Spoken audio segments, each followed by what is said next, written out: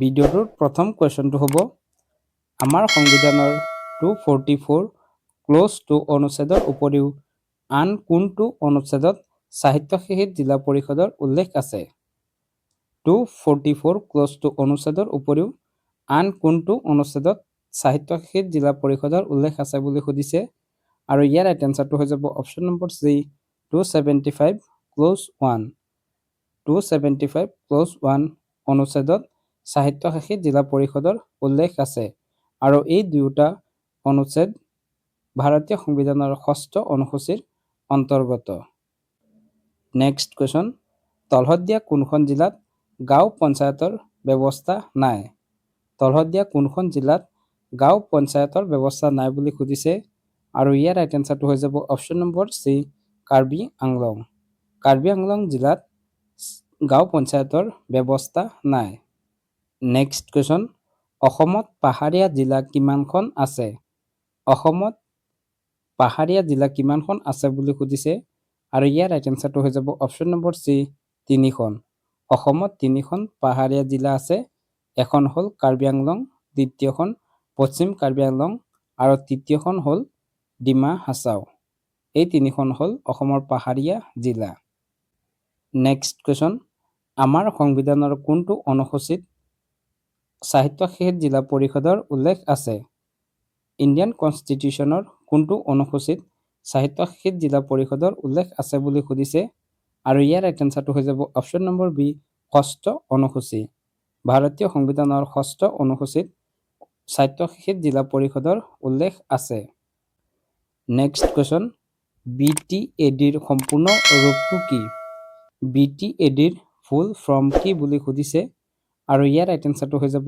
Option number A Bodoland territorial area district Bodoland territorial area district হ'ল BTADৰ সম্পূৰ্ণ ৰূপ next question Bodoland territorial council কেতিয়া গঠন হৈছিল BTC কেতিয়া গঠন হৈছিল বুলি সুধিছে আৰু ইয়াৰ ৰাইট এনসাৰটো হৈ যাব অপচন নম্বৰ বি 2003 চনত 2003 চনৰ 10 ফেব্ৰুৱাৰীত BTC গঠন হৈছিল নেক্সট কুৱেশ্যন প্ৰথম অৱস্থাত BTADত কিমানখন জিলা আছিল BTADৰ অন্তৰ্গত কিমানখন জিলা আছিল বুলি সুধিছে আৰু ইয়াৰ ৰাইট এনসাৰটো হৈ যাব অপচন নম্বৰ বি 4খন BTADৰ অন্তৰ্গত 4খন জিলা আছিল আৰু সেই 4খন জিলা হ'ল কোকৰাঝাৰ চিৰাং বাক্সা এণ্ড ওদালগুৰি বৰ্তমানত কিমানখন জিলা আছে এইটো আপোনালোকে কমেন্টত জনাব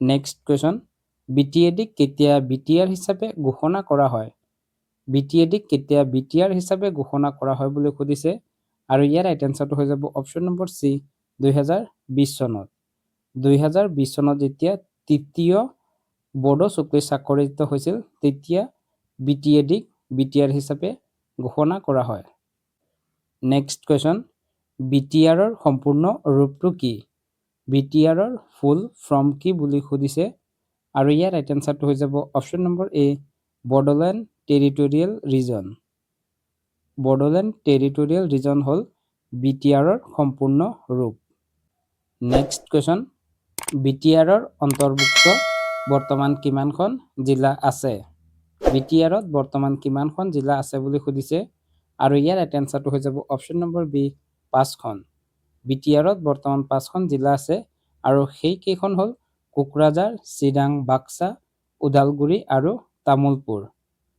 তামুলপুৰ নতুনকৈ BTRৰ অন্তৰ্ভুক্ত হৈছে প্ৰশ্ন যদি আহে BTRৰ নবীনতম জিলাখনৰ নাম কি তেতিয়াহ'লে হ'ব তামুলপুৰ নেক্সট কুৱেশ্যন BTCৰ প্ৰথম মুখ্য কাৰ্যবাহী সদস্য CEM কোন আছিল BTCৰ প্ৰথমগৰাকী CEM কোন আছিল বুলি সুধিছে আৰু ইয়াৰ ৰাইট এনসাৰটো হৈ যাব option number B Hagrama Mohilary আছিল BTCৰ প্ৰথমগৰাকী CEM বৰ্তমানেও তেখেতেই BTCৰ CEM হৈ আছে নেক্সট কুৱেশ্যন অসমত বৰ্তমান কিমানখন সাহিত্য শিক্ষিত পৰিষদ আছে অসমত বৰ্তমান কিমানখন সাহিত্য শিক্ষিত পৰিষদ আছে বুলি সুধিছে আৰু ইয়াৰ ৰাইট এনসাৰটো হৈ যাব option number D 9খন।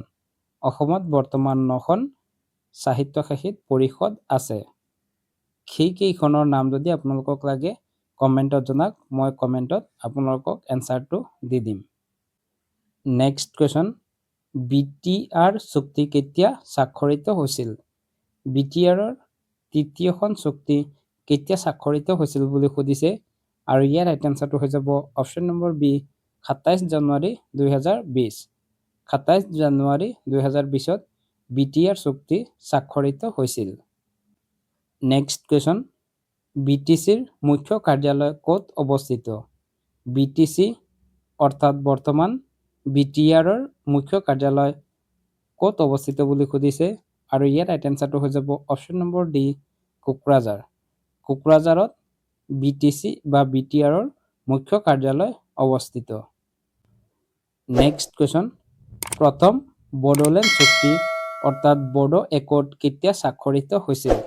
First Bodo accord কেতিয়া স্বাক্ষৰিত হৈছিল বুলি সুধিছে আৰু ইয়াৰ ৰাইট এনসাৰটো হৈ যাব অপশ্যন নম্বৰ বি 1993 চনত। 1993 চনৰ 17 জানুৱাৰীত প্ৰথম বড়ো একৰ্ড স্বাক্ষৰিত হৈছিল। নেক্সট কুৱেশ্যন, বৰ্তমানলৈকে বড়ো চুক্তি কিমানবাৰ স্বাক্ষৰিত হৈছে? বড়ো চুক্তি বৰ্তমানলৈকে কিমানবাৰ স্বাক্ষৰিত হৈছে বুলি সুধিছে আৰু ইয়াৰ ৰাইট এনসাৰটো হৈ যাব অপশ্যন নম্বৰ ডি 3বাৰ। বৰ্তমানলৈকে বড়ো চুক্তি 3বাৰ স্বাক্ষৰিত হৈছে। প্ৰথমবাৰ 1993 চনত, দ্বিতীয়বাৰ 2003 চনত আৰু তৃতীয়বাৰ 2020 চনত এই 3বাৰ বড়ো চুক্তি স্বাক্ষৰিত হৈছে। নেক্সট কুৱেশ্যন, ভাৰতৰ অৰ্থনীতিৰ মূল খণ্ড কিমানটা আছে? ভাৰতৰ অৰ্থনীতিৰ মূল খণ্ড কিমানটা আছে বুলি সুধিছে আৰু ইয়াৰ ৰাইট এনসাৰটো হৈ যাব অপশ্যন নম্বৰ বি 3টা। ভাৰতৰ অৰ্থনীতিৰ মূল 3টা খণ্ড আছে। প্ৰথমটো হ'ব প্ৰাথমিক খণ্ড, দ্বিতীয়টো হ'ব গৌণ খণ্ড আৰু তৃতীয়টো হ'ব সেৱা খণ্ড।